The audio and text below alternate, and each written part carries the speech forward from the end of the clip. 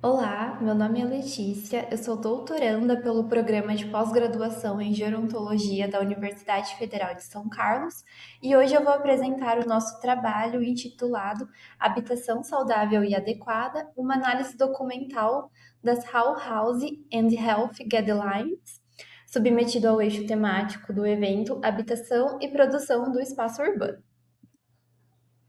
Para responder à pergunta por que discutir habitação e saúde, a introdução do nosso trabalho traz que as pessoas ao longo da vida mantêm interações constantes com vários tipos de ambiente, e entre os quais os espaços habitacionais se destacam. Então, a habitação, ela é um importante determinante social da saúde e influencia tanto a saúde física, mental e também o bem-estar dos seus moradores. Essa temática ganha ainda mais relevância diante do elevado processo do envelhecimento populacional. Sensível a essa questão, a OMS publicou em 2018 as How Housing and Health Guidelines, que é um documento que reúne diversas recomendações. Além disso, o documento ele compila diversas evidências científicas, então baseadas em evidências científicas, e oferece uma visão ampla do que constitui uma moradia saudável. Mas ainda existem poucos estudos que sistematizam os seus elementos constitutivos. Por isso, o objetivo do trabalho foi analisar os elementos constitutivos da habitação saudável e adequada presentes na How Housing and Health Guidelines. Trata-se de uma pesquisa documental com análise temática e caráter qualitativo, onde a análise de estudo foi o documento da OMS.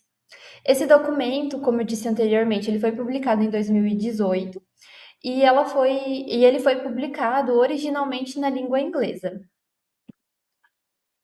Sobre os processos metodológicos, o procedimento que a gente utilizou para executar a pesquisa, primeiramente foi feita a seleção e a caracterização do documento. Foi feita pelas autoras uma leitura exploratória para entender como que era organizado esse material.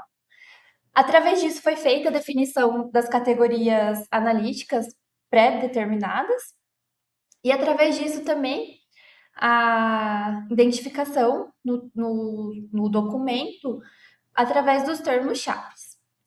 Com isso, foi feitas as extrações dos parágrafos, que foi a unidade que a gente utilizou para fazer a análise do documento.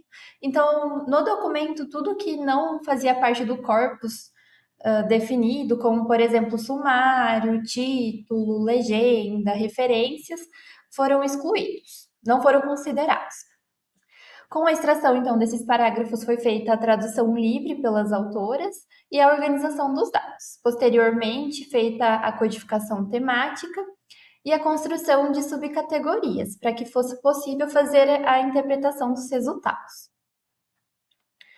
Como principais resultados, a análise desse documento revelou 5 elementos constitutivos principais da habitação saudável e adequada. Eu trouxe essa imagem à direita, que consta no trabalho escrito, que mostra visualmente quais foram essas categorias identificadas no documento através da análise documental. E como a gente percebe que, por mais que essas categorias foram analisadas de forma independente para a finalidade do trabalho, elas acabam se relacionando em alguma medida ao longo do documento, mostrando que são partes complementares da habitação saudável.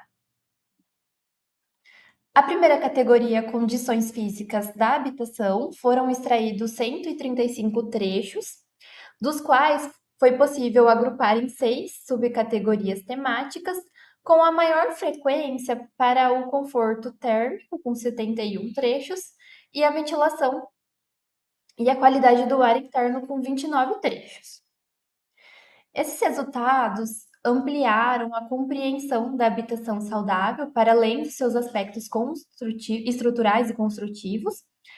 Os elementos que foram presentes, né, no documento, como ventilação, qualidade do ar, umidade, infiltrações, além de materiais e conservação da edificação, ela aparecem de forma isolada, mas também estão interrelacionados e podem atuar tanto como um fator de proteção quanto de produção de risco à saúde.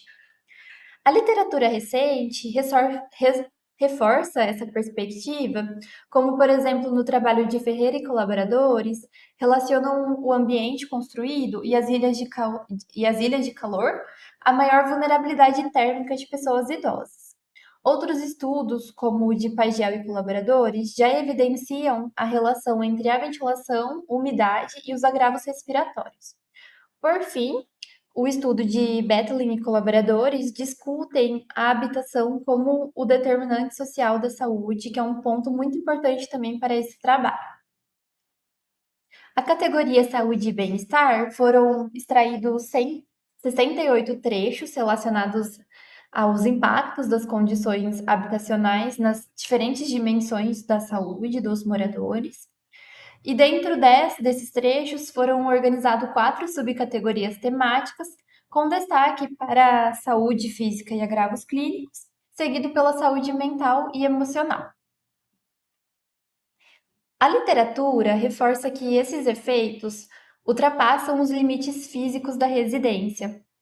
No trabalho de Mello e colaboradores, relacionam características do ambiente residencial a sintomas depressivos em pessoas idosas, destacando elementos da importância como a acessibilidade, o nível do ruído, as condições construtivas da casa, mas também as oportunidades de interação social. Pasternak, num trabalho de 2016, ela evidencia a atuação da habitação por múltiplos mecanismos, envolvendo então as necessidades fisiológicas, segurança, a questão da acessibilidade também, a privacidade e a saúde mental. A habitação, então, ela deixa de ser compreendida apenas como um espaço de proteção contra os riscos físicos e passa a ser reconhecida como um ambiente que pode ser capaz de produzir saúde, autonomia, bem-estar e também a participação social.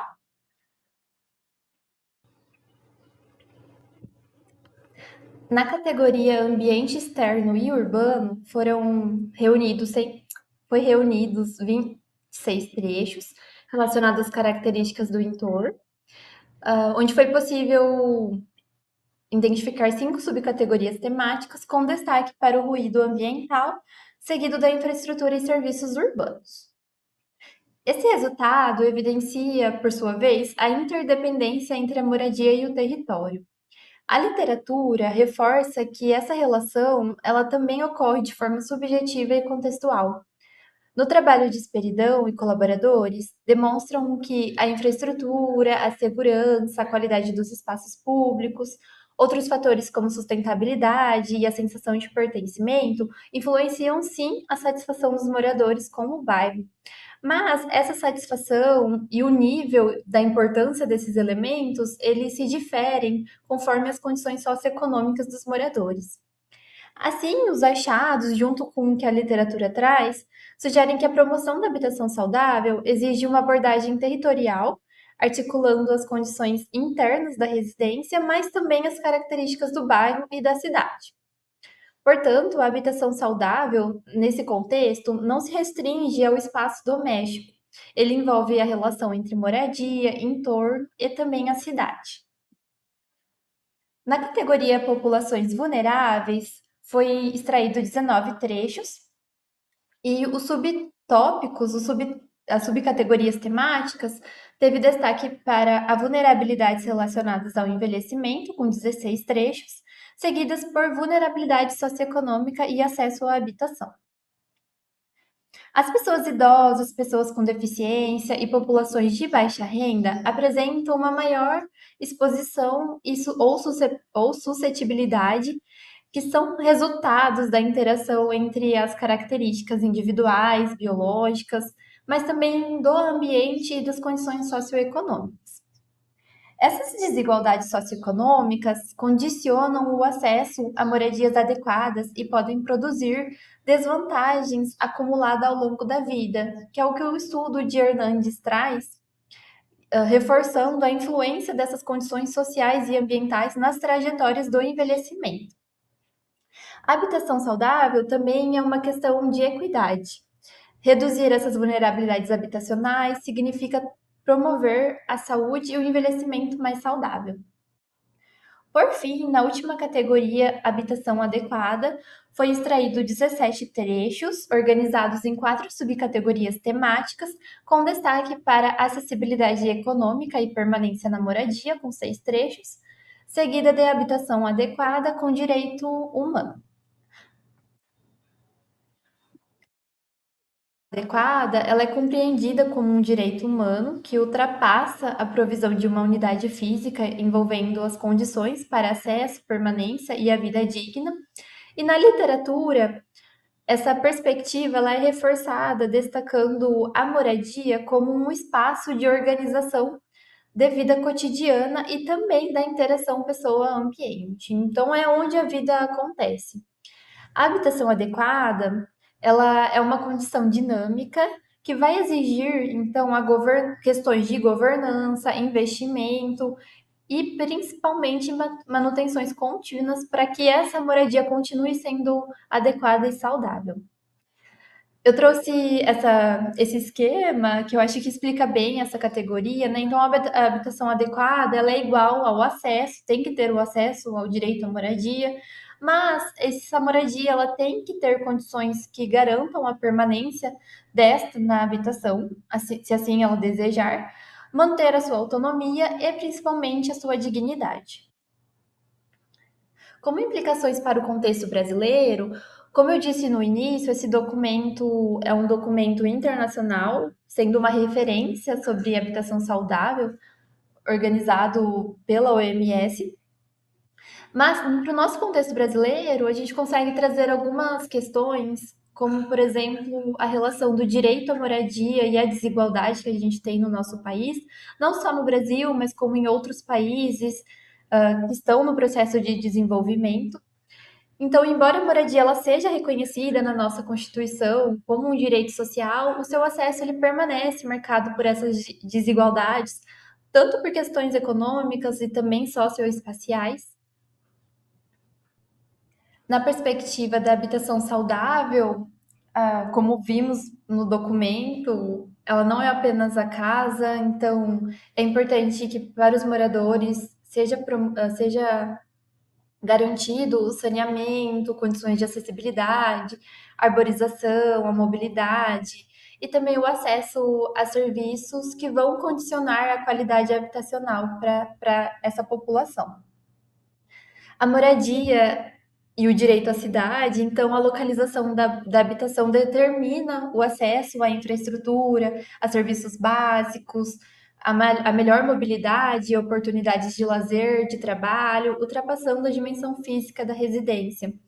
Então, não é apenas promover a unidade habitacional, mas também se preocupar com a localização e como isso vai articular o cotidiano do morador.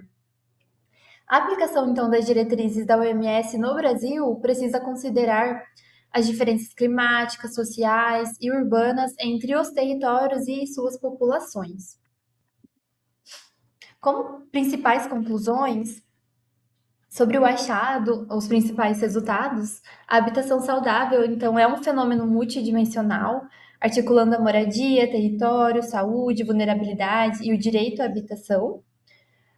Como contribuição para a ciência, os achados reforçam a habitação como determinante social da saúde e oferecem uma base para possíveis futuros instrumentos de avaliação e políticas públicas.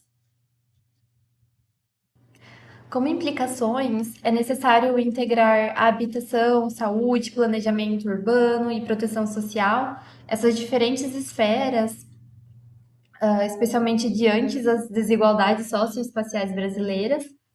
E como limitação desse trabalho e próximos passos, a análise documental não contemplou a experiência dos moradores, então se faz necessário estudos futuros para investigar a aplicação dessas diretrizes e as particularidades nos contextos locais. Trouxe as referências que eu utilizei no trabalho. Eu agradeço pela atenção e deixo disponível o meu contato caso surja alguma dúvida, alguma curiosidade em relação à temática.